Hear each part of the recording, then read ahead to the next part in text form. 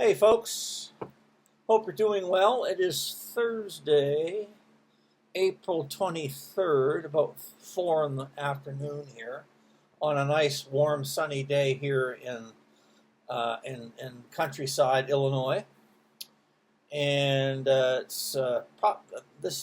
wanted to share with you, and I've been thinking about this a lot lately.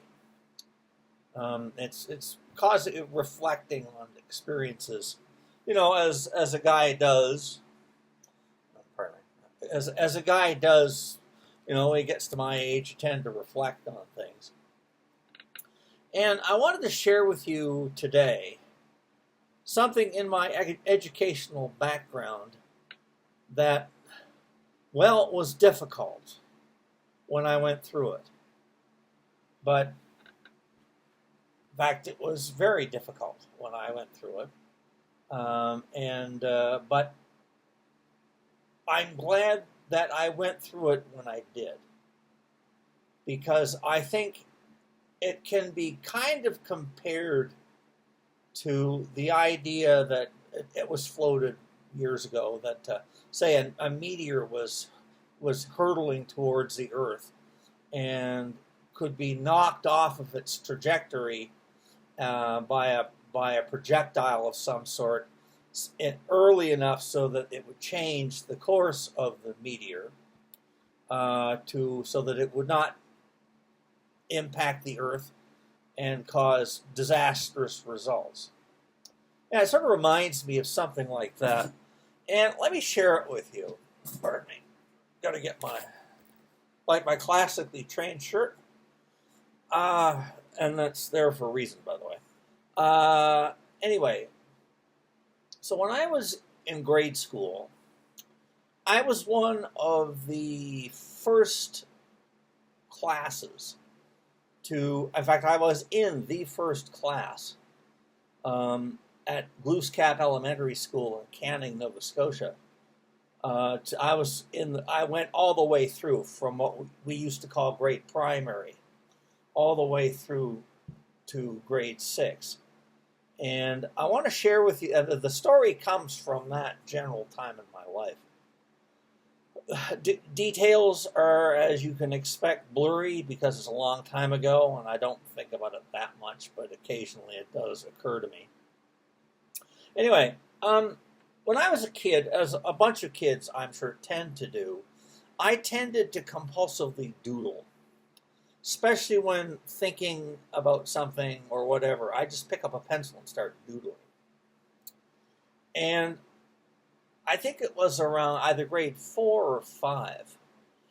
And I think my teacher's name was either Hewitt or Lyons at the time. I would mark up my desk quite a bit. And back then, their wooden desks had, let's call them grooves at the up in them where the pencils, you could put your pencil rest. And I had a tendency to go around and around and around and around and around and around and around that pencil groove, for lack of its proper term, with a writing object, and it was sort of a compulsive habit at that point, which may eventually have turned into other things like actually writing and actually composing, sketching. But anyway, I was doing this a lot, and I'd marked up my desk quite a bit, quite impressively. So, anyway, at one point, and I think that it was grade 4, but again, I'm not just sure when it was. But anyway, at one point, one day, the principal, Mr. Edward Clark, who from now on I will refer to as Mr. Clark. Mr. Clark came into the classroom and asked the class to get up and walk outside because he wanted to inspect the desks. And he went, and the class went out, and he went around looking at the desks. And as you can probably imagine, I was out there having conniptions in the hallway because, oh my God, he's gonna see the mess of my desk. And anyway, at one point, after a few minutes, he came back out and he asked for me specifically in his very, very, very, very effective scare the living bejesus out of the student for a reason. He said, "Timothy, come in here," basically. And I was the only one who was called into the classroom. And he pointed at my desk and he said, "What's all this? What's all this? What's the marking? Why do you do that?" And I, as a kid, I said, "Well, I don't know," being very intimidated at the time, and singled out and a bit humiliated and a bit in a public spotlight that I did not want to be on. And he said, "Well, you go and you clean that up," right? And he made me go to the washroom, get some soap and some towels and paper. What do they call it? Paper towel that you normally use to dry your hand with. And he made me clean my desk, loudly, and said, "Look, you're the only one who's ever done this, and don't you ever do that again." Looking at me, talk about being given the hairy eyeball. And man, what a traumatic experience that was. I was singled out, I was embarrassed, and if memory serves, that story went around and I got a fair amount of, well, shall we say, ribbing from my colleagues for quite a while. And I resolved never to do that again, to never, ever, ever mark up my desk the way I did, because I did not want to go through that ever again. Thank you very much. No, thank you. No, right, learned it, got it. And it's thinking about stuff like that. Oh, yeah, classically training. Yeah, that's sort of a neat shirt. See that classical training? And that put me on track to I think that early experience of being screamed at for doing something stupid was probably one of the best lessons I ever got at Glooscap Elementary School in Canning, Nova Scotia, because it broke me of a nasty habit. Mind you, I would still doodle on paper. As a matter of fact, that's probably why I love my spirograph so much. I like doodling. And I've kept doodling and making notes and things like that through the rest of my life. But I never did that again. And it broke me of a bad habit early. And in a fairly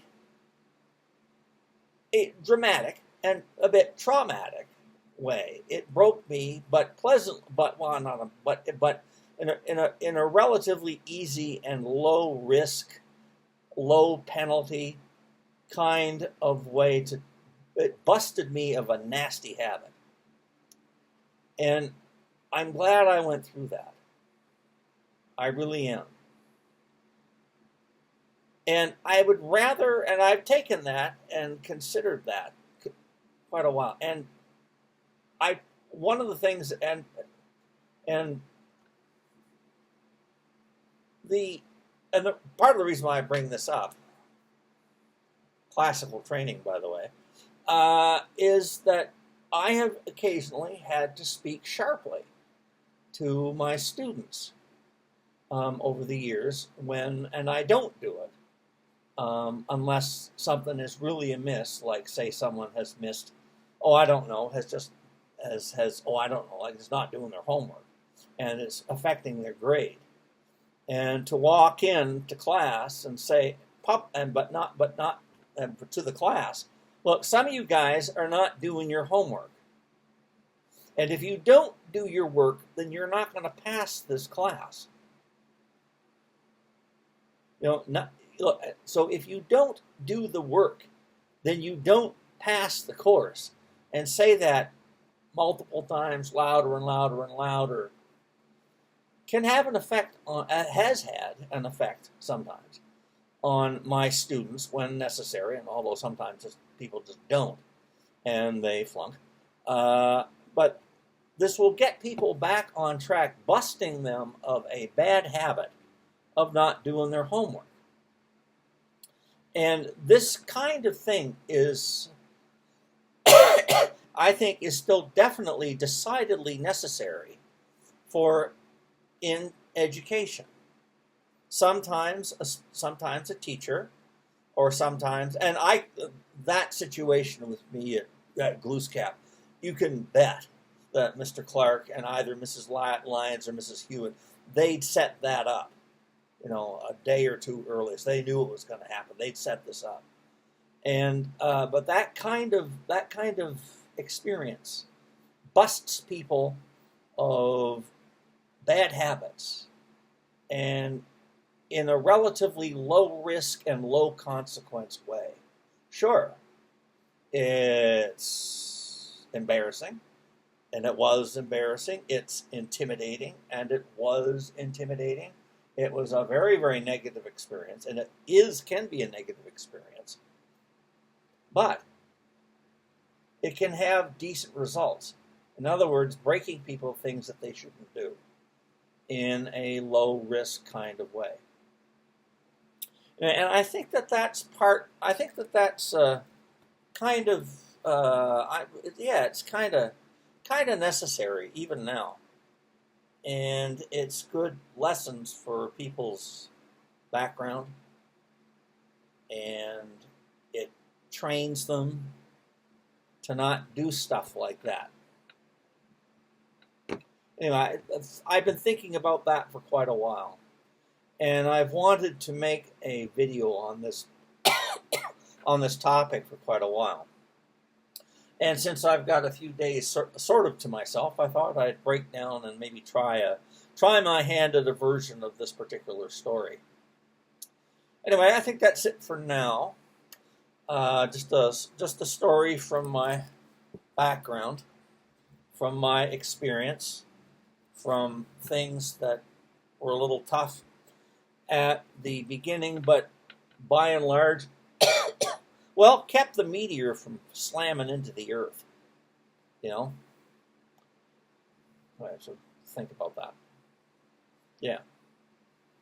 Occasionally it's necessary for teachers or parents or whatever to speak sharply to someone and say, look, you keep your, in the words of Ogden Nash, or a paraphrase of Ogden Nash's to a small boy who's standing on my shoes while I'm in them. You may climb all over your doting mummy and take a whack at your father's tummy, but you keep your attentions to me in check, or I swear, sonny boy, I will yell like heck. The happier man today I would be had someone yelled ahead of me. That kind of thing can be very, very educational and necessary. Anyway, so that's my 2 bits for the day, and I will chat with you. I'll be back later during the summer with some Hindemith analysis, some Mozart lists and Palestrina influence essays, and I'll also probably do a bit of present part of the work that I've been doing on Samuel Barber's Hermit songs, and how it is how that is an example of it's a good example of influence, and how influence works in musical composition. All right, so that's it for now. Another story from my background, and I will talk with you soon.